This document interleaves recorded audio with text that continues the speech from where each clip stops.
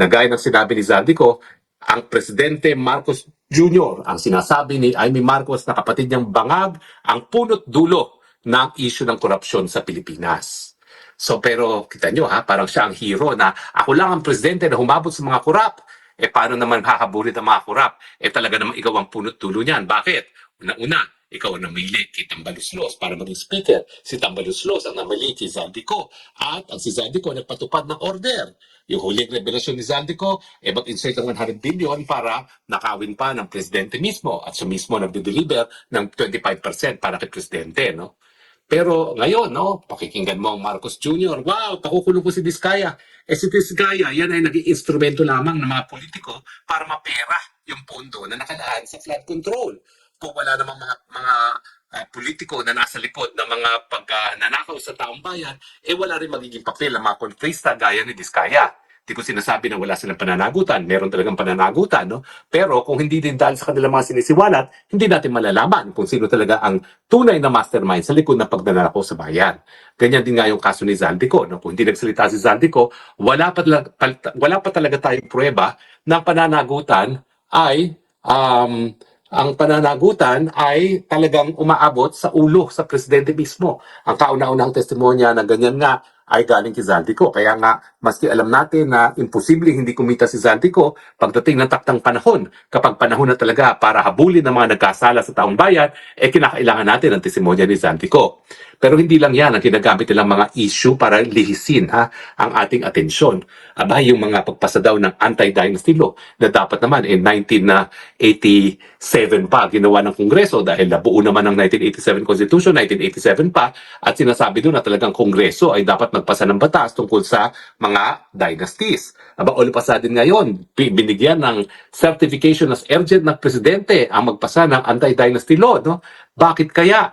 Yan ba ay dahil sincero ang Marcos Jr. nang wala mga dynasties? Alam natin na ang pamilya niya ang pinakamalaking dynasty ngayon. Daig pa niya po ang mga Duterte. Bilangin natin, siya, yung anak niya, yung kanyang pinsan, yung kanyang pamangkin, yung kanyang kapatid. O di ba? Dami-dami naman talaga niyan, hindi mauubusan, no? So ngayon, bakit all of a sudden sincere sila na ipagbawal ang dynasty? Hindi po, talagang pilit nilang linilihis. Pilit nilang pinalalabas ngayon si Marcos Bangag Jr., yan isang ayon sa kanyang kapatid na si Amy, na unang-una, siya talagang hahabot sa mga kurap at siya ang sigurado na magkakaroon ng batas na nagbabawal sa political dynasty na matagal nang hindi nangyayari, no? Bagamat matagal na siyang obligasyon ng gobyerno. Tapos ito na naman ang issue ng Madriaga na si VP Sara daw ay gumamit ang pera ng mga drug lords at ng Pogo money during election, no? At sinasabi nga na wow, ang dami, 1.99 billion ang pinamigay ni Inday Sara sa kung kani-kanino na hindi naman malinaw kung bakit mamimigay ng ganyang kalaki si Inday Sara. Bagamat ang mga demanda sa kanya, ang pinakamalaking demanda, yung naihain nung makalawa, 660 million. No? Hindi ko alam kung saan ang galing na naman yung 1.9999 na yan. So, ibig sabihin na naman, ayaw na naman ng Malacanang na matutok ang atensyon ng taong bayan dun sa mga tao na lumamon ng flood control projects, dahilan kung bakit lumalangoy tayo sa tubig baha tuwing panahon ng tag-ulan. Well, alam niyo po, sa crisis PR, public relations, yan ay tinatawag na let's deflect the issue. Huwag natin pag-usapan ang mga issue na dapat talagang bigyan ng atensyon, gugulan ng atensyon, lihisin natin ang issue nang sa ganon, mawala ang sisi doon sa dapat nating sisihin. At sa tingin ko, ang lahat ng sisi ay nakatutok kay Ferdinand Marcos Jr. Hindi po importante yung mga sinasabi nila ngayon na di umano'y tumanggap si VP Sara ng pera sa mga drug lords. Una-una po kung totoo yan, di Comelec ang dapat naghahabol niyan. Bakit hindi na-declare sa Soche? Okay? Ano naman kinalaman ng Madriaga kung talagang nagamit yan sa eleksyon, no? At saka walang kahit anong testimonya si Madriaga na nagbigay siya ng pera diretso kay VP Sara, no? Mali ang sinasabi nga lang niya, siya ay nag-deliver ng mga pera at least 4 na beses pero hindi malinaw kung kanino. Yung isang beses nakita lang niya na nasa isang sasakyan na dinarive daw ng isang asawa ng abogado sa isang ombudsman. It turns out yung asawa ng ombudsman lawyer na ngayon, isang attorney kilala, hindi nagda-drive. So paano niya nakita nagda-drive yung asawa hindi nga marunong mag-drive, no? Nakakatawa naman itong mga ito. Pero yung mga bagay-bagay na yan, kung sila tumanggap ng campaign funds sa Soche, dapat Comelec ang nag-iimbestiga niyan at walang iba. At saka bakit ngayon lang lumabas? Yan yung nakapagtataka. Kaya talaga alam ko itong si Madriaga, para lihisin lang ang issue.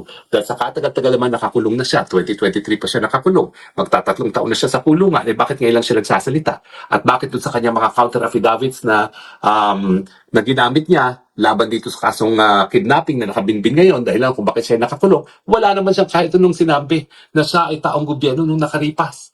Ang nakita lang nga lang namin, isang confidential agent ID ng NBI na hindi ibig sabihin siya ay isang empleyado ha. Confidential agent, informant lang yan. Wala talagang employer-employee relationship sa panig ni Madriaga at ng NBI. Pero lahat itong mga issue nito, yung mga anti-dynasty law, yung mga paghahabol daw kay Diskaya at kay Zaldico, yung ngayon, mga issue laban kay BP Sara, lahat yan ang intention nila. Malimutan natin na ang issue pa rin ngayon ay ang pinakamatinding korupsyon sa kasaysayan ng Pilipinas. At least 1 trilyong pisong nawala. Pondo na nakalaan sana sa flood control projects na linamo ng mga buhaya. At ngayon, alam na natin dahil nga sa testimonya at video recording ni Zaldico na ang talagang mastermind ng trillion peso plunder ay walang iba kundi ang presidente. Kasabwat ang kanyang pinsan na si House Speaker Martin Romualdez aka Tambaluslos. Kayo ba? Nagpapadala ba kayo sa paglilihis? Nakalimutan na ba ang katanungan natin is bakit kasi pinirmahan ng isang presidente ang isang napaka-anomalyang pantaunang budget na tinatawag natin na pinakakurap na budget sa kasaysayan ng Pilipinas? Di ba kung meron pananagutan para sa pinakakurap na budget na naipasa ng Kongreso, yan ay dapat yung presidente na siyang naglagda, nagbigay ng kanyang lagda, naglagay ng kanyang lagda para maging epektibo ang pangtaon ng budget. Bakit ngayon sasabihin niya hugas kamay siya na parang siya pa ngayon ang hero? Hindi ba? Pati nga yung mga sinasabi ni Zaldico, lahat ng budget, utos ng presidente, tagasunod lang siya. At ako naman, naniniwala ako dyan. Dahil sino ba naman ang isang party list congressman, mas malakas pa siya, kitang baluslos, na siya mismo ang gagawa ng mga pulisiya kung paano babuyin ang budget, kung paano lapain ang budget, kung wala itong approval ng presidente mismo. Wala naman siguro ganung katapangan si Zaldico para gumimik on his own. At the very least talaga, yan ay may basbas ni House Speaker Martin Tambaluslos Romualdez at kaya naman sunod-sunuran itong si Zaldico dahil alam niya na utos yan na nanggagaling sa presidente mismo, di ba? So wag po tayo magpapadala ha. Talagang kapag walang depensa sa malinaw na mga kaso ng pandarambong, ang gagawin nila, ililihis ang issue. Para sa ganun, ang maging buntong ng ating galit ay ibang tao, hindi ang tao na dapat talagang pagbuntungan ng galit at yan ay walang iba kundi ang presidente mismo. Kayo ba'y naniniwala dun sa sinasabi nila na kurap si BP Sara? Mantakin mo, yan ang, kumbaga, ipinapalit nila sa debate ngayon kung talaga bang unang-una, magnanakaw ba si Marcos Jr.? Gaya ng sinabi ni Zaldico. At pangalawa, bangag ba si Marcos Jr. Gaya ng sinabi ng sarili niyang kapatid na si Amy Marcos. Ano na nga pa na mangyayari dyan sa issue ng bangag si Marcos? Yan ba ay tatapusin natin matapos na magsalita ang kapatid ni Amy Marcos na bangag na ang kapatid niya? Gano'n na lang ba yun? Ibabaon natin sa limot dahil ang presidente ngayon walang ginawa kundi umapit sa social media at sinasabing linalabanan niyang korupsyon. Di ba sila nakakapansin na kahit anong paglihis nila sa issue, wala naman naniniwala na wala silang kinalaman sa korupsyon. Sa tingin ko, kung magkakasurvey tayo ngayon, nagkaroon na ng survey na talagang nagpapakita na 80% ng ating mga taong bayan ay talagang naniniwala na matindi ang problema ng korupsyon.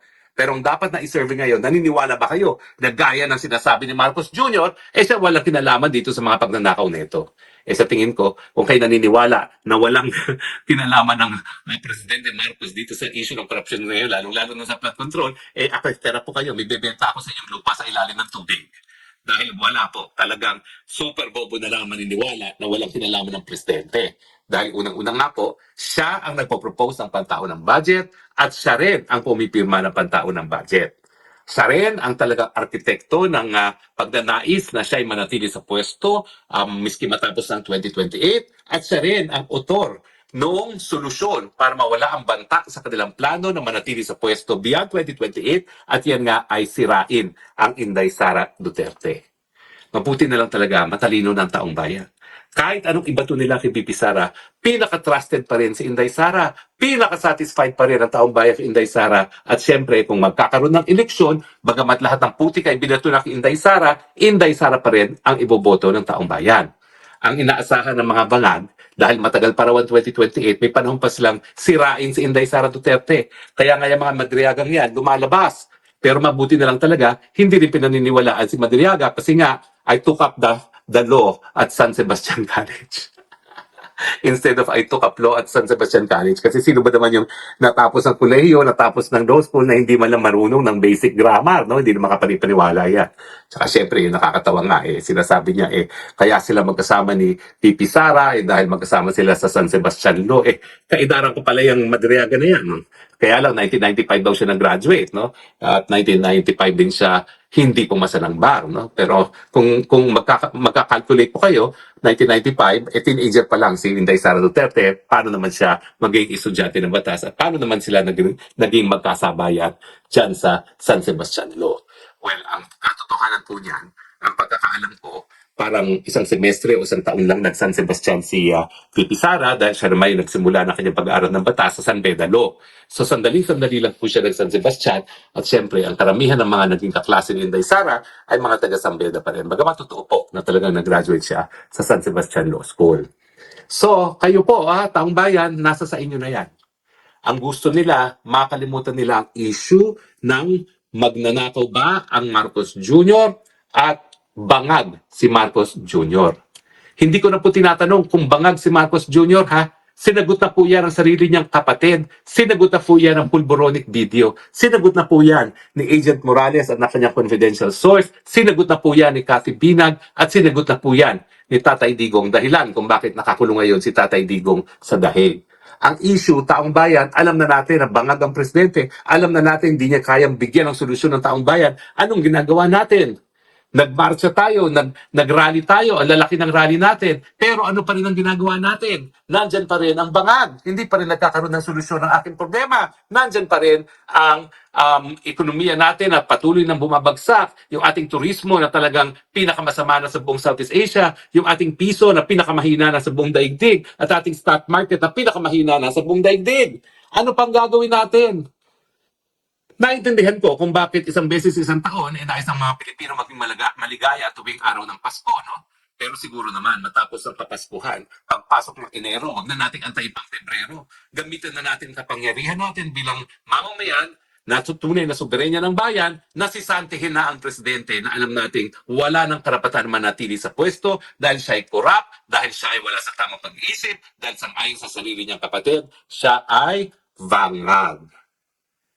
Ako naman, ulitin ko po ha, kapag bangag ay presidente, tignan niyo yung ginagawa. Hindi lang palpak ang ekonomiya, hindi lang gumugutom ang ating mga kababayan.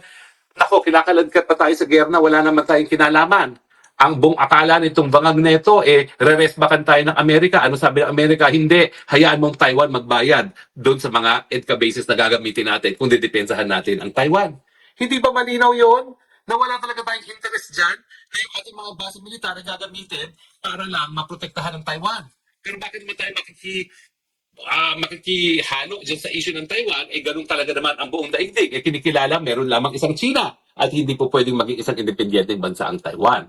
Diba? Pati nga ang Marcos Jr., ang Marcos Sr. pala, nung siya ay biglang nagbukas muli ng diplomatic relations sa panig ng Pilipinas at ang China, naging malinaw na iisa lang ang China at yan ang People's Republic of China at ang Taiwan ay kabahagi talaga ng People's Republic of China. So mga kaibigan ha, ang tinatawag na nangyayari ngayon is crisis PR. Ang kanilang intensyon, maibsan ang galit ng taong bayan dahil binabaling nila sa iba ang sisi. Binabaling nila kay Diskaya, binabaling nila sa mga taga-DPWH, binabaling nila sa mga senador, binabaling nila sa Quezaldico. Pero isipin po natin muli ha, siya nag-propose ng budget, siya nagpirma ng budget, siya ang talaga ng House Speaker na nasa likod ng lahat ng mga insertions na in turn ay nagtalaga ng chairman ng Committee on Appropriations para ipatupad kung anong gusto mangyari ng presidente. Malinaw na malinaw po sinabi ni Zaldico, lahat ng ginawa niya, hindi lang utos ng speaker, ito po ay pagpapatupad sa utos ng presidente. So the buck stops with the president. Huwag tayong magpalihi sa issue. Ang issue pa rin, ang korupsyon mo, Mr. President, at ang iyong pagiging bangag. Wala na dapat tayong ibang issue na pag-usapan pa. Pero ang issue nga, hanggang kailan tayo magtitiis Napakahaba naman ng ating pasensya. Sige, palipasin natin ang Pasko dahil yan ay nakagulan natin na once a year ay talagang susubukan natin maging maligaya. Bagamat ininsulto na nga tayo nung aking kaapelido. Kaapelido ko lang po yan, hindi ko yung kaano-ano ng DTI Secretary na sapat na ang 500 pang Noche Buena. Sa totoo lang po, hindi ko alam kung paano niya pagkakasyahin yun. Siguro ang Noche Buena ay dilata pa rin at kanin para sa Noche Buena. Pero dahil nga tayo, isang beses isang taon, nais natin kumain ng masarap na pagkain naman at talagang hindi talaga aabot po ang 500. At wag naman natin ipagkait na sa taong bayan. Yung once a year na masarap na kakainin, dahil once a year, kahit ganong hirap ang buhay nila, nais naman nila magkaroon ng kaligayahan, magkaroon ng maligayang Pasko dahil ang Pasko ay ang kaarawan ng ating Panginoon na nagbibigay ng pag-asa na magkakaroon din ng bukang liwayway sa Pilipinas na mawawala rin ang salot sa lipunan. Ang pangalan ay Marcos Jr. at kanyang buong angkan at ang kanyang mga cronies at magkakaroon tayo ng bagong panimula sa Pilipinas. Siguro po tanggapin na natin. Hindi natin masisisante ang nakaupong presidente ngayong Pasko dahil nais natin ipagdiwang pa rin ang panganak ng pag-asa na ibinigay ng ating Panginoon sa pamamagitan ng Hesus Kristo.